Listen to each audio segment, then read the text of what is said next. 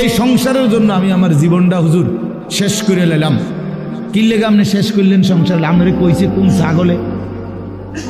ছাগলে আপনারে বলছে সংসারে লেগে জীবনটা শেষ করতেন?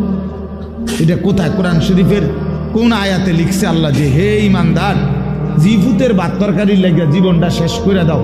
নামাজ, রোজা, ওযু, গোসল, হালাল হারাম কিচ্ছুর দরকার নাই। বাসা বাসির শুধু পয়সা কামাই করবা আর জিফুতের শুধু ভাত খাওয়াইবা, বিল্ডিং করবা, দোকান করবা, যেমনে পারো সুদে পারো, কিস্তিতে পারো, ফুদ বিদেশ পাঠাইবা, মাইয়ারি সুদে টাকা লইয়া পারো, কিস্তিতে টাকা নিয়ে পারো, মেয়েরে বিয়া দিয়া দিবা, বাইত যেভাবেই পারো মরের আগে আগে জিফুতের বিল্ডিং জমি ঠিক করে দিয়া যাইবা।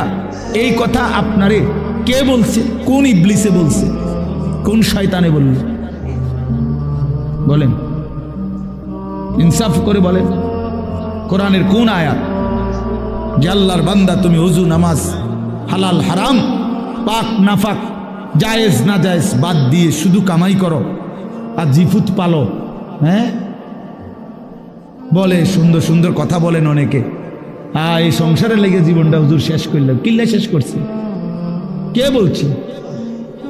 আল্লাহ তাআলা কোরআনুল কারীমের মধ্যে বলছেন ওয়া'মুর আহলাকা বিস-সালাহ, পরিবারের সদস্যদেরকে নামাজের আদেশ করো। আমনি দিকেল ভাত তরকারি হিসাব মিলান। লা নাসআলুকা রিজকা, আল্লাহ বলছে তোমাদের কারো কাছে আমি খাদ্য খাবার রিজিকের সহযোগিতা চাই না। ওই যে মামুন ভাই